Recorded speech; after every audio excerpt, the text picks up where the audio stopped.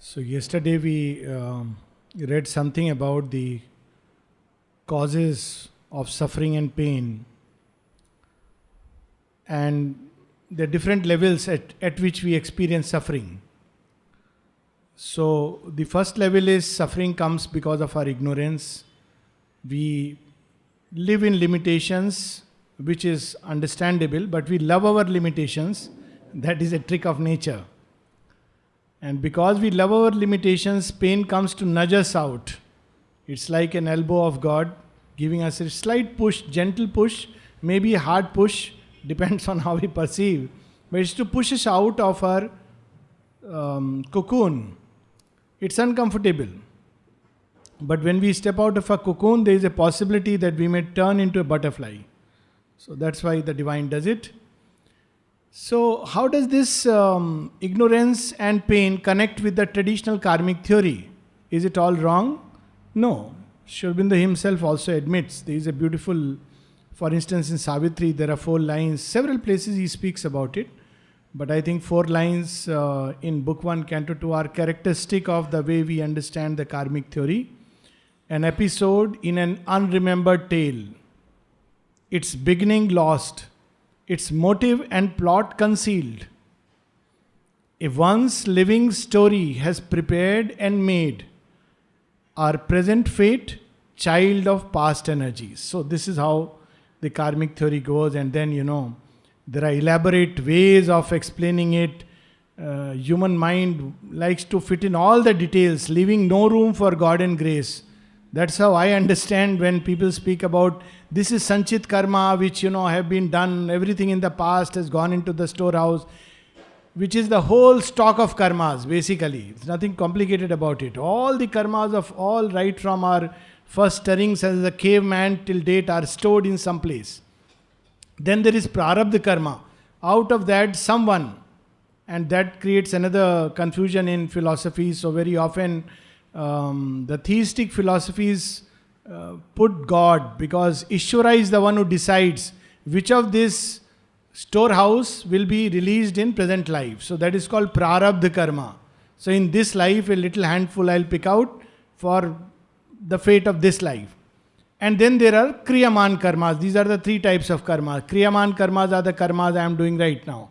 So they become the karma. So even here, it's not really fatalistic. But that's how it's put it. But the fundamental suffering comes because of ignorance. So if we are aware of the real beginning, the plot and the motive, then the whole thing will change. Our responses will no more be of pain and suffering, or rather, to put it differently, we foolishly rejoice and wrongly suffer. Often we rejoice for the wrong reasons. But if we are aware of the beginning, the plot and the motive, when everybody is rejoicing, we may say, oh my God, I am stuck in the morass. At one place, the mother quotes this saying from the Bible, and she says it's very true, that it's very often a curse to have too much money. But very often we think it's a great boon. But she says it's quite true. Because when we have too much of it, we may get entrenched into it. So from the traditional karmic theory, it's the result of good deeds. But from the higher understanding of karma, it means that perhaps we are still stuck in the ignorance, not yet ready for a greater flight. So when we are aware of the real motive and the plot, similarly when we lose things. From the traditional karmic theory, bad karmas, therefore you have lost everything. But from the higher understanding of karma, it may be one opportunity given to us to take a leap.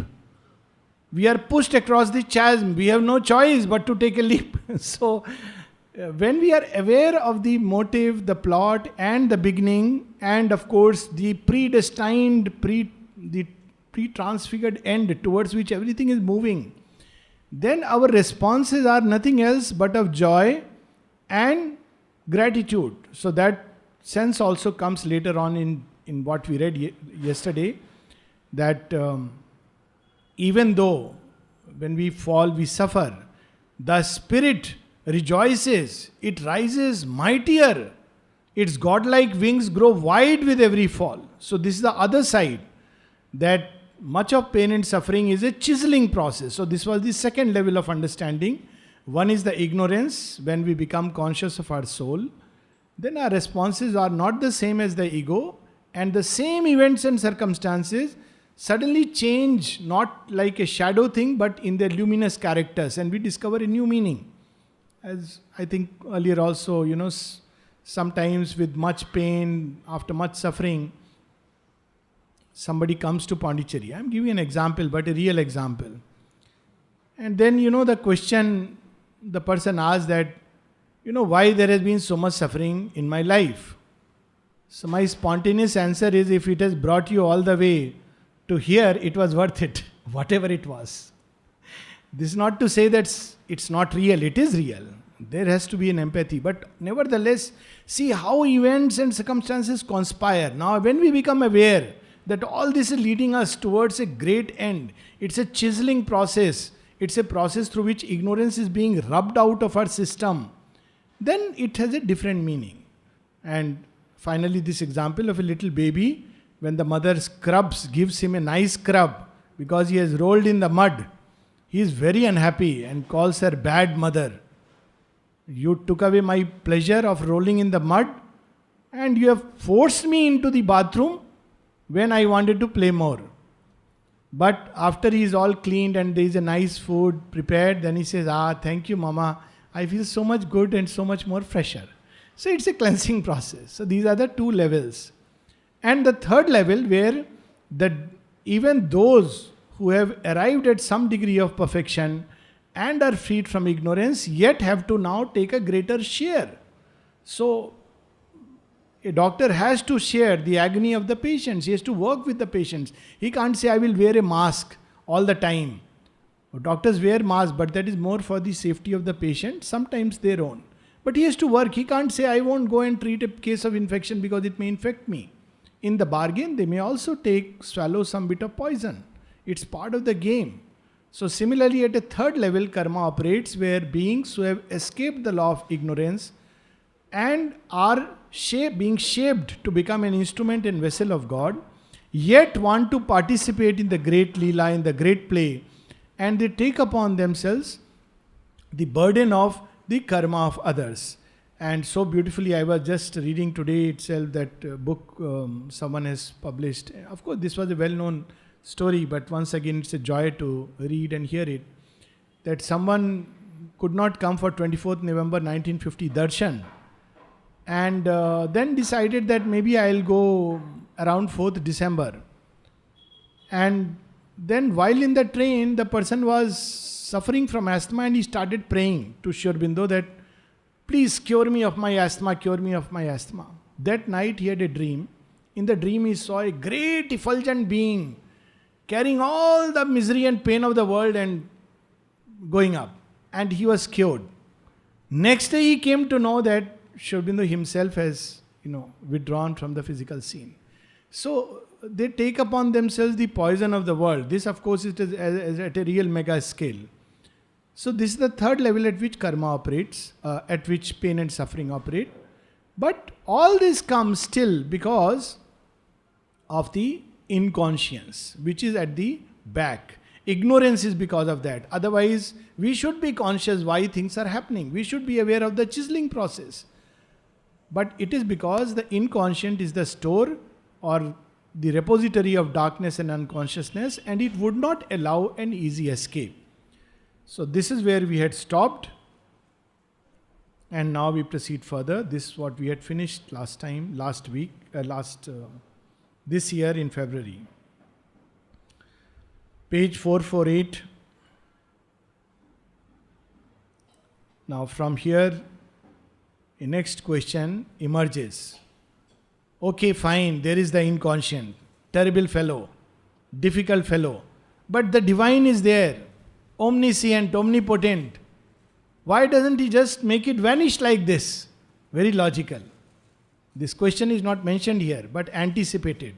So Sri Aurobindo is answering it. Hard is the world redeemer's heavy task. So why is it hard? The world itself becomes his adversary. Those he would save are his antagonists, This world is in love with its own ignorance. Its darkness turns away from the Savior light. It gives the cross in payment for the crown. This is the problem. All that falsehood, that unconsciousness, all those four asuras, something of their blood has gone into our system. So if it does something very precipitous, all of us will blow off. There will be no creation. Therefore, it's a slow process. Very, very exacting process. Somebody asked the mother, why don't you simply destroy this asura of falsehood? What is there to convert and transform? Just finish him off. She says, yes, creation will finish off because every one of you contains little bit of that. So if I put that pressure, it'll finish off. It's very simple for the divine to finish off the four asuras. Every time he has been destroying their masks, the human form. But they come back again because they are supported by all of us. So that's why the task is difficult, and that's where our collaboration comes into play. If we don't collaborate, the process will be very catastrophic. It's not just destroying it in some mythical place. Just as the divine is within us, something of this darkness also creeps inside us. And what is worse is we love this darkness. We love our limits. Like the little baby who wants little grown up who wants the curtains drawn at 8 o'clock in the morning. Nowadays at 10 o'clock in the morning. Don't disturb me, mama. It's my time to sleep. So, what to do? Poor mother has to just suffer silently. She can't. If she forcibly wakes him up, he will just throw up and say, I am going away and things like that. So, this world is in love with its own ignorance. This is the problem of the divine, challenge of the divine. And if the divine pushes too far, then we return the cross. He wants to give us the crown of being nature's king. And we return it by giving him the cross. This famous story of Christ. And therefore, his work is a trickle of splendor in a long night. The process is slow, slow, slow. His work is a trickle of splendor in a long night. He sees the long march of time, the little one. A few are saved, the rest strive on and fail. So what happens every time the avatar comes, the great ones come? Some open up and they let this consciousness work and they surrender themselves and are saved. But this is not enough for the divine. It's not enough to have few saved souls. So he brings that out. A few are saved, the rest strive on and fail. His sun has passed, on earth night's shadow falls. The same things which in the sunlight we see in a certain way. At night, the same things. When we wake up in the middle of the night, the same door, we bump into it and curse it because we are not able to see. Or if we step out, we feel ghosts. The same things which were there. And what happens with these great ones when they go away? We turn their words into hard crust. Mind has this tendency. Mother says mental inconscient has done more harm than the inconscient as such, because inconscient as such is something plastic. It is free, it allows the action, but when mind turns it into something very rigid, fixed formulas of truth, and it becomes a religion. And then after religion, it becomes something very hard and crusted over. And after some time, another 1,000 years, it becomes destroy everything else, jihad and things like that. Precisely because of this reason. Even when a light passes away, and sometimes it blinds us, and what is left is really, we are not able to see things. Shadow falls. So this is the problem, that the divine comes and leaves and there is a shadow. So the question may be asked, why doesn't the divine stay forever? Well, The material vase cannot hold for long that consciousness. He has to otherwise dilute completely. Even as such, the divine has to dilute himself so much. We know here, Sri Aurobindo, when first twice, then 3 times, and eventually 4 times, he would give the darshan. And people would wonder, why not more often?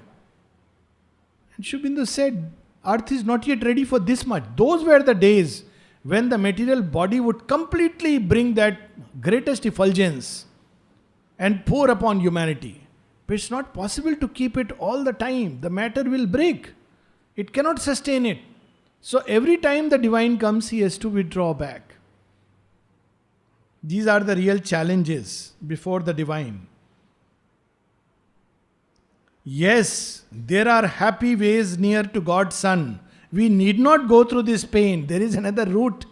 Yes, there are happy ways near to God's Son, but few are they who tread the sunlit path.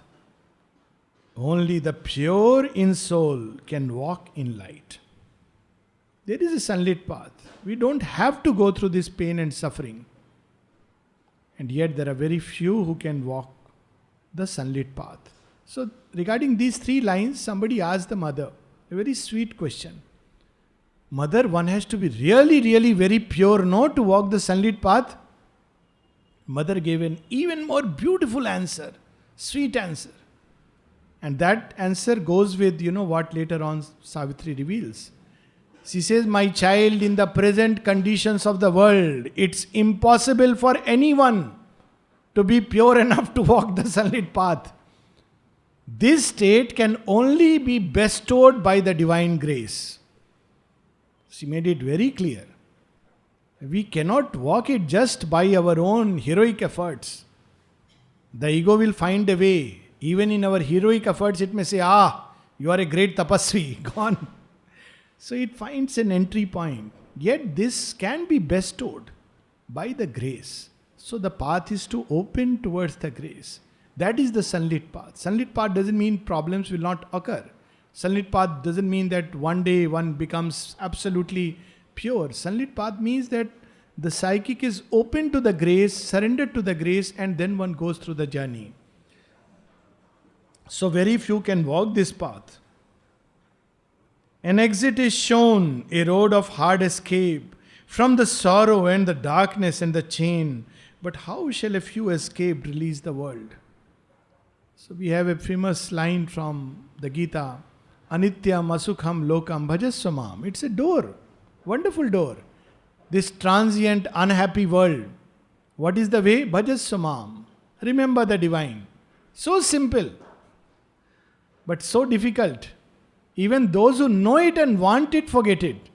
Most do not want it. We are so full of our own memories. And not only our memories, we love our memories. People enjoy looking at albums. I was as a child. One wishes there was an album of the future where we could see all that we will be in the future. They'll look so foolish. Thank God we don't carry the burden of the memory of past lives. Otherwise we will hunt out that place, find that album also. Oh, in my past life I was like this child. So cute, no? So we love it. This is the problem. So we cannot escape easily. So Bhajasvamam is so difficult. Because we do use Bhajasvamam, but not Krishna's word. Bhajasvamam, me. So we are remembering myself, not me as Krishna. So this is the difficulty. But how shall a few escaped release the world? The human mass lingers beneath the yoke. Escape, however high, redeems not life. Life that is left behind on a fallen earth. Escape cannot uplift the abandoned race or bring to it victory and the reign of God. So now it's a very complicated problem. So what is the solution? Solution is there. Someone asked Sri Aurobindo, it's very difficult to walk even the sunlit path of the psychic. So what should we do? Because it's not easy for everyone to be open to the mother. It's a special grace. So what should we do? So Sri Aurobindo said, it's for them that I want to bring the supramental down. How sweet of the Lord. He's thinking far beyond. There are people, who would not care even to open, and, they have to be yet, a chance has to be given. How to do it? It is for them that I am trying to bring the supramental down. So this is the solution. A greater power must come, a larger light. Those who are open to the mother, beautifully from the soul, psychic, they don't have to worry. Supramental or inframental, they are carried through everything. But such a state is so rare. Faith, sincerity, surrender, it really comes by grace. It cannot be done by any amount of mental questionings, readings, understanding. The Ramayana summarizes it very well in half a sloka. So janahi jin Ram janahi. They know whom the divine wants them to know. We cannot open to grace. That's why proselytizing and evangelism and all this conversion has no meaning at all. It's only when the soul is ready, the divine reveals and one is uplifted. But that's not enough. It's few, fortunate few. What about the many? For them, a greater power must come, a larger light.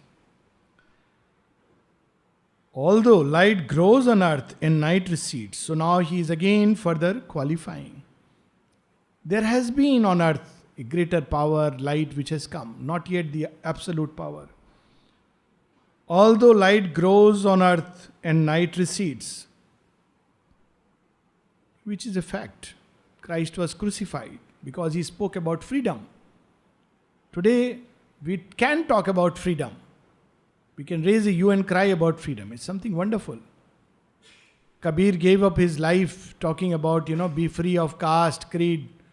Today, youth are free. So there is a kind of evolution which has taken place, which is wonderful. It's a slow process, 500 years, 1000 years. Yet, till the evil is slain in its own home, this is the condition, not in its action upon earth. On earth it has been slain. Ravana has died. Of course, he's died in Sri Lanka. But its own home is still deeper. It's harbored in the human heart. It has to be slain there. Yet till the evil is slain in its own home, and light invades the world's inconscient base, and perished has the adversary force, he still must labor on, his work half done. And this is where we see the beauty of Sri Aurobindo, his renunciation. People talk about renunciation and turn even that into an ostentatious show. There are ceremonies of renunciation in which 1,000 crores are spent. There was recently even a whole news item where a rich man renounced life. So on his renunciation ceremony, there were 1,000 crores spent. The ceremony was arranged, the whole pandal was like a boat, huge boat. All the people who went, the greedy, hungry priests were given enough amount of money. So while one man was renouncing, he was enticing everybody. Many renunciates lost their, renunciation for this one man's renunciation. But look at Sri Aurobindo's renunciation. Somebody wanted to present a crown to Sri Aurobindo, and they already started a whole campaign to collect money. Fortunately, they wrote to Sri Aurobindo asking for his permission. And Sri Aurobindo gave us such a beautiful one-line letter. Let the kingdom come, the crown can wait. Let the kingdom come. Same thing we see in agenda. Mother says, my child, what is the use? When it happens, everybody will know it. Why announce and declare about it? But now it's announced. So we can take refuge in the fact that somehow the word has spread. But repeatedly she says. So let the kingdom come, the crown can wait. It's a slow work, long work, patient work. He still must labor on, his work half done. Even in Pondicherry, after having all the realizations, siddhis of the past yogas, Nirvana, Advait, vacant infinite, Vasudevam Sarvamiti, all the siddhis, communicating with the gods as the Vedic Rishi did, Parabrahman, all these experiences Sri Aurobindo had. And then Barin, his brother, cannot understand why he has to now be in Pondicherry. He should be a high jet flying yogi. What he has undone? He says, no, this is only the starting. All that I experienced was just a preparation. This is Sri Aurobindo's letter. Amazing. This is renunciation. All that I have experienced and realized so far was just a preparation. We can't imagine. We gloat up with one experience. Oh, I had this vision. Here is Sri Aurobindo. All these he puts aside and says it was a preparation. Now something else has to come. That is the spirit of yoga. And then a very cryptic line, one of those real cryptic lines in Savitri, one yet may come, armored, invincible. This line is a very cryptic line. Whom is he speaking about? Who is this one who yet may come? So there are two ways of looking at it. One is like in Ramayana, there is a foreseeing of Rama's coming. Savitri is a futuristic vision. So while Sri Aurobindo is speaking of Savitri, he is speaking about the mother's coming. This is one way to understand, but it's not a very satisfying thing. It's one way we can understand it, because then the fact is the mother has declared Savitri is the experiences of the author. Ashwapati's experiences are Sri Aurobindo's. Regarding Savitri's experiences, he has made it categorically clear that they are my experiences and he knew all of them. So who is this one?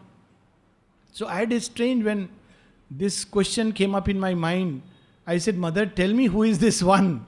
So I had a strange insight.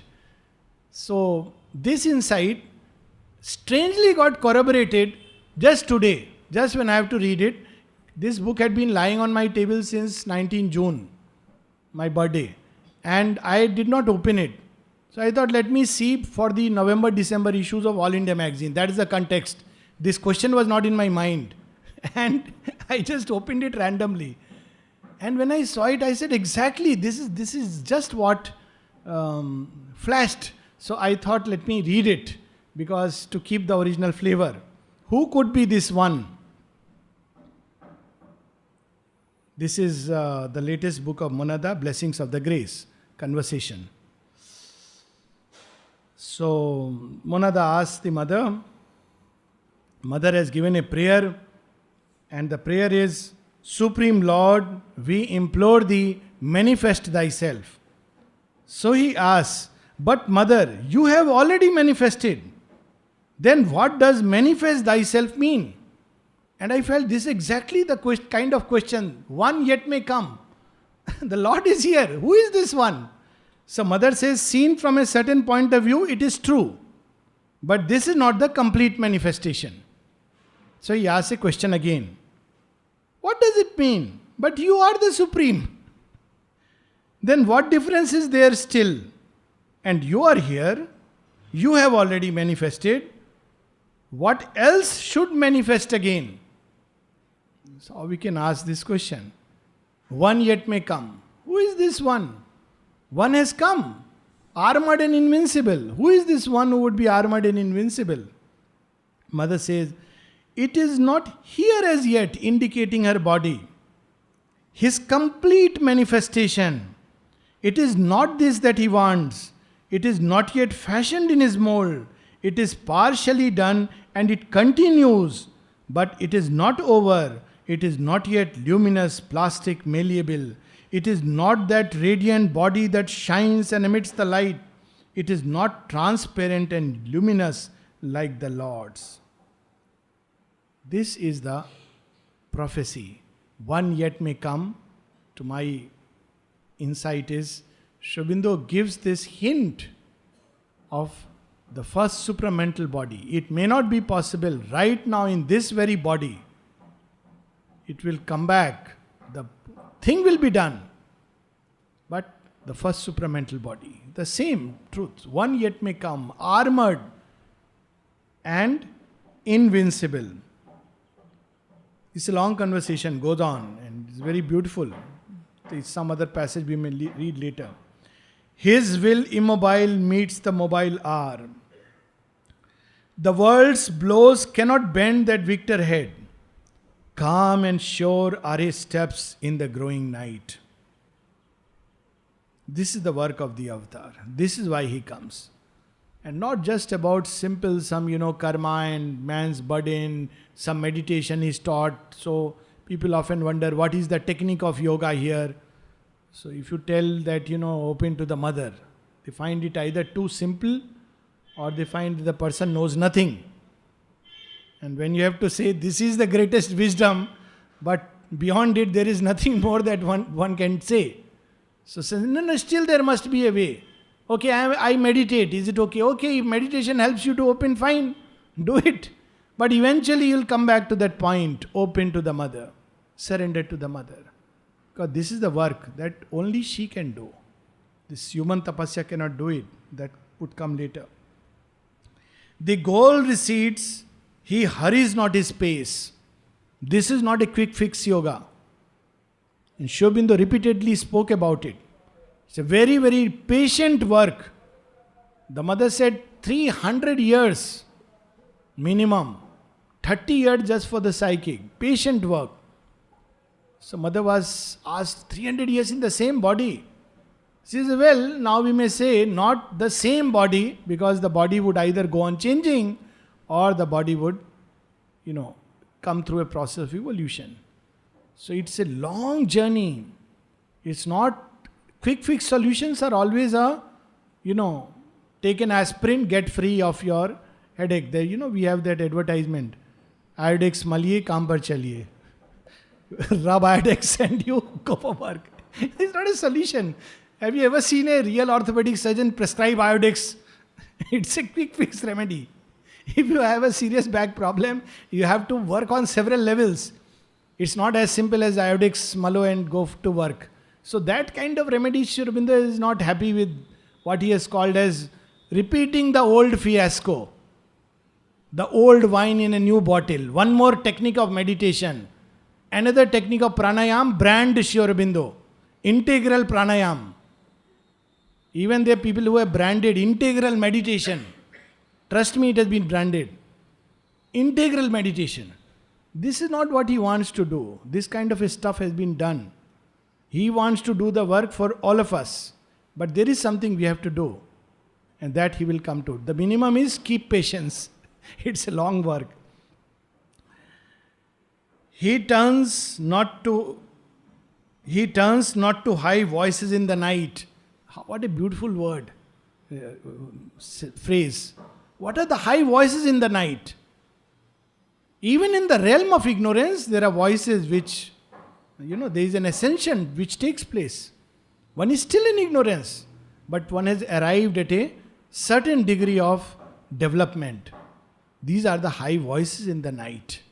It's still in the night. The Lord can see it. But in ignorance, we cannot see it. They look like very high voices coming from high sources.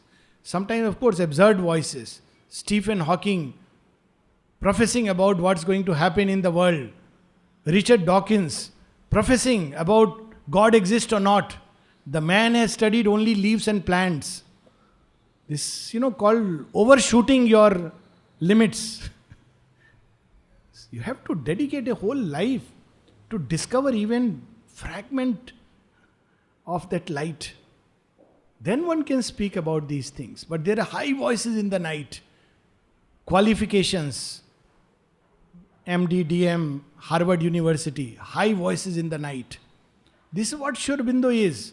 Psychoanalyzing him. High voices. No, these are low voices in the night. This is not how this truth can be revealed. And this is not where he turns. He asks no aid from the inferior gods. Inferior gods are busy helping us wish fulfillment. At one place the mother says, other than transformation, there is nothing else worthy of Sri Aurobindo's help. Inferior gods can give us many things. If we have to ask all the time only those things, of course, the mother also gives those things. But if that's why we have to turn to Sri Aurobindo, then inferior gods can give this to us. So he does not turn to inferior gods who can give these things to us. His eyes are fixed on the immutable aim. Man turns aside or chooses easier paths. So one has to be very, very, very clear, 200% clear. This path is not among the easier paths. It is a difficult path. It's a radical change of consciousness. It's worth the challenge, worth the difficulty. Because if not this, then creation has no meaning. Our very existence is a question mark. So that's why, but man turns aside and chooses easier paths. He wants to learn some quick technique, some way where one can immediately have some experience. But this not, because it's a thorough, painstaking path. That's why the mother says very early in one of her prayers that radical conversions are always suspect. Suddenly one has a great experience. She says, these are suspect things. She says, but for a thorough work like this, it would require many, many small experiences. It's a painstaking labor. One has to pass upon the anvil again and again so that parts of nature can become supple, modest, little more kind, gentle, unselfish. It's a long process. But man wants to go for easy path. But those who are meant for this, and the avatar, he keeps to the one high and difficult road that soul can climb to the eternal peaks. That's why when Sri Aurobindo sent an invitation letter to everybody, he made it very clear. Who is invited? No. Stark must he be, and a kinsman to danger, who shares my kingdom and walks by my side. What should be the quality required? Stark must he be, ready for casting off everything if need be. Stark must he be, and a kinsman to danger. There are dangers, there are difficulties. Shouldn't start crying because of a scratch or a fracture. Oh mother, why did this happen to me? Why did of all the people I fall sick? Anything may be possible. At one place before the supramental descent, obviously, Sri Aurobindo writes in a letter, one has to be ready for everything, including the possibility of danger, fall, and even death. Sri Aurobindo writes all this. Why not? This is worth the effort. When we climb Mount Everest, it's the challenge, but it's worth the challenge. It's worthy of human spirit. So there he says, the ineffable plains already have felt his tread. So now he's reassuring us. Don't worry, it's, already I have touched that. The story of Vaman Avatar. First he conquers heaven. It's a very interesting story. The 3 steps of Vamana. He conquers first heaven. First step, he covers the skies. Because, Raja Bali has agreed to give him 3 foot worth of land. He said, all right. So with the first step, he conquers the skies and heavens. Easiest. See the sequence. The next, he covers earth. And he says, where do I place my 3rd step? He says, on my head. Nothing else left. Now you see, it's a strange sequence. Logically, first should have been the nearby. Head. Gone. No Raja Bali, no further problems. But it's not like that. Heavens are easier to conquer. They accommodate. But the earth planes are not accommodating. So he first accomplishes that. Then earth. Then the human ego, the last dangerous thing. So he says the ineffable plains have already heard his tread. When mother would be here, the gods will come. She speaks about it. All the Trimurtis, the Devis, Krishna, they would all come and sit on that ledge. So sometimes people who have read it ask this peculiar question. Where is that ledge? Now they want to see that ledge. Thank God it's not written there. Otherwise, very soon we will see coconut being thrown there and tikka being done there, the famous ledge where all the Trimurti sat. That doesn't help. So, she says so beautifully The ineffable plains already have felt his tread. He has made heaven and earth his instruments.